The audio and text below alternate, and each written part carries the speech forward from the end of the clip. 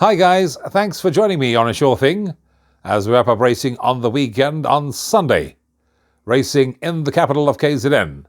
We're at Hollywoodbets Scottsville for a 9-race program that gets underway at 12:05. Thanks to the innovative thinking by Racecourse KZN, they of course recalled Monday's meeting, rescheduled it for Sunday. Everybody put their weight behind it, and well done to all concerned for making it possible for us to race both Saturday and Sunday on the weekend in the country. Now 12:05 is the off time of the first. That means 5 minutes prior to that, you need to be on with your free Hollywoodbet Punter Challenge entries. Put through your selections, play the bet slip, because that will put you in line for the double life-changing jackpot prize on offer. And with this being a South African meeting, if you pick all the winners on the card and you're the one person that does it, minimum guaranteed jackpot of 1 million rand. All the more reason why you should be getting involved in the free Hollywoodbet Punter Challenge. Right, let's have a look at this meeting. I thought quite a tricky one. There are races where you're really going to have to play with quite a bit of cover if you are going to be getting involved in the exotics on Sunday afternoon. But by and large, betting only became available midway through Friday afternoon. We are recording this on Friday for Sunday, and most of it is, of course, my thoughts and sentiments in terms of what I think is possibly going to happen on the day. So race 1 being a maiden plate of 1,000 meters, here 11 runners will face the starter. Number 2, Mfetu, is at even money. I like the second choice in the market, and that's number 1, Holy Star, at 2.5 to 1. You can then get 7.14 bar those 2 runners quoted. Now, many of you will tell me that Holy Star costly to follow. Couldn't agree more. I particularly went for this one last time out, and I was bitterly disappointed. However, it was reported that Holy Star overreached in the last race that he ran in, and that was on the poly track. Back up the straight, and I do feel if this horse keeps on a straight course, he certainly will be throwing out a big challenge in the closing stages and making his presence felt. So I'm going 1 Holy Star to win it, ahead of 2 Mfetu, 9 Champagne Problems, and 4 Hollywood Heiress. Bipod starts in race number 2. You need to be on at 12:35 if you are going to be playing a bipod. It's a maiden plate to be run over 1,200 meters, and only 8 runners will face the starter. 2.5 to 1, the field, is what you can get on hollywoodbets.net. 7 Master Silvano, also number 1 Boardwalk Breeze at 2.5 to 1. Then number 6 Cicerando is at 2.86 to 1, and it's 3.03 to 1, and upwards the others. Case can be made for quite a few of them in the second race, so you're probably going to start the bipod off with at least 2 or 3 of them. I like the look of number 7 Master Silvano, another horse that owes me.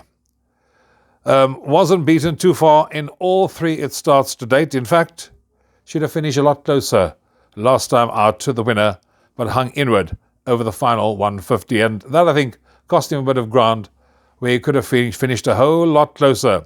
He finished 3rd in his penultimate run over this distance on the poly. That's the one I remember going for him in a big way. Sean Veal steps back into the saddle, and I think in this kind of lineup, he can make his presence felt. So I'm going 7 Master Silvano, ahead of 1 Boardwalk Breeze, 5 Priceless Pearl, and 6 Cicerando.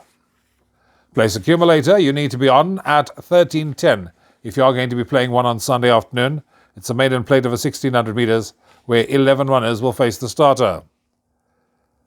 Year number 10, Clintus Star, from 1.82 has shortened into 1.67 to 1.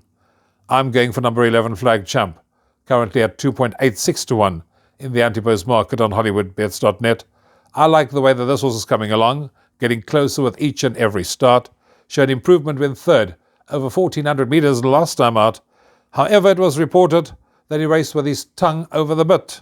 Guaranteed that won't be a problem this time round. That will be sorted out, and I also do think that this horse will enjoy the step up to 1,600 meters.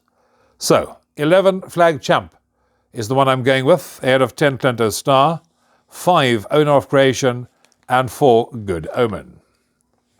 Pick 6, 13:45 is when you need to be on for race number 4, a maiden plate Phillies and Mares over 1750. 13 runners will face the starter. F&M, Field and More, and the betting suggest the same. 2.27, number 11 Pepper Tree, Harper number 9 at 3.03, 4 to 1 number 3 Terminal Velocity, 6.25 to 1 and upwards the others. I thought Pepper Tree, shall I go for that one? And then I was swayed towards Harper because I went for Harper last time out and I thought, nope, I'm going to give them both a miss and look for a bit of value. So I'm going with number 3 Terminal Velocity. This was finished third, behind a subsequent winner, Another Dream, last time out. The Gareth Van Zyl stable is in such a rich vein of form that you can hardly overlook them. She should have no issues with a step up to 1750.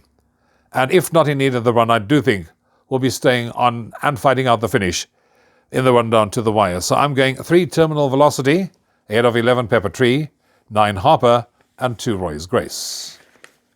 First leg of the first jackpot is race number 5 on the card, and you need to be on at 14.20. 9 runners will line up in this D Stakes, a race for horses rated 69 and below over 1,750 metres. 7 Connoisseur is the horse my eye fell on immediately. This horse, always there or thereabout, currently priced up at 3.57 to 1, alongside number 4 Richard the Fearless at 3.57 to 1. Now, the interesting thing about Connoisseur is that cheek pieces get fitted for the first time, but more importantly, what does my friend Mr. Hull say in the winning form? He says, this horse is racing consistently and enjoys this track and trip. Good enough for me. I'm going 7 Connoisseur to win it, ahead of 9 Global Movement, 2 Galaxy Explorer, and 4 Richard the Fearless. First leg of the second jackpot is race number 6 on the card. 14.55 is the off time of race 6, a Class 5, benchmark 66 over 1400, when 9 runners will face the starter. 2 The Mask is at 2.86 to 1. 3.33 number 5 Brave Voyager. 5 to 1 number 9 Double Olympic. 6.25 to 1 and upwards the others. I like the look of number 5 Brave Voyager. Those last 2 starts have been exceptionally good. He finished second in his penultimate. That was over this course and distance. He then went up handy last time as well, and it's good to see Serena Moodley, who knows him well, stays on board and is likely to race on the heels of the early speed, kick away at the right time and say, come and catch me if you can. So I'm going 5 Brave Voyager to win it, ahead of 7 Global Impact, 9 Double Olympic, and 2 The Mask. That takes us on to race number 7, which is a Class 4, Phillies and Mares benchmark 80, to be run over 1,000 metres, and 9 runners will face the starter. Another one of those races where you probably could make a case for a number of them in this lineup, but I'm looking no further than number 6 Happy Analia. I've been for this horse on several occasions. More often than not, she does let the side down, but she showed speed over this course and distance last time out. She really tried hard when she found one just too good on the day in the form of Vision to Achieve. Overall, if one looks at her performance on this track, you'll see she's won once, finished second once from as many starts over the course and distance, and apprentice Desan Low takes the 4 kilos off her back, and I do think will be competitive in a race of this nature. So I'm going 6 Happy Analia to beat number 5 Prankster, 7 Dark Matter, and 9 Miss Kansas. 8th race on the card is a Class 3, benchmark 96 over 1200, when 9 runners will face the starter. Wide open affair, and you need to load. Despite the fact that there are 9 runners, probably the top 4 in the betting, you're going to have to give them each one a second glance, because I do think you probably could make a case for each and every one of them to warrant inclusion in your exotics. I'm siding with number 6 Soho Star. I thought that was a gutsy win last time out, when moving up, finding more, and fighting all the way to the finish to win a very good contest. I also think that Ulsus really enjoys racing over this course and distance. Good to see apprentice Mzalisi Mbutu, who takes 4 kilos off the back on board, and he does meet a similar kind of field that he met last time out, and nothing stopping him from making it back-to-back wins. So I'm going 6 Soho Star, ahead of 5 Master Starter, 8 Riverstone, 9 Future Flow, all hard knockers taking each other on in race number 8.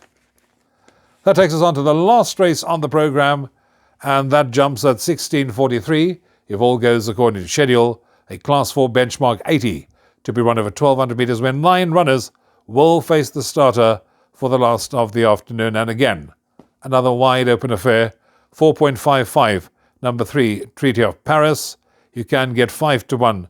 2 Now I Got You, 8 Quagga Blitz is at 5 to 1, 5.56. Number 7, Loon Luck, and number 6, Teryak is at 6.25 to 1. Once again, where do we go? Case can be made for any one of those I mentioned that find themselves in single figures in the betting. I like number 2, Now I Got You. This horse won a good race over 1,100 metres on this track last time out.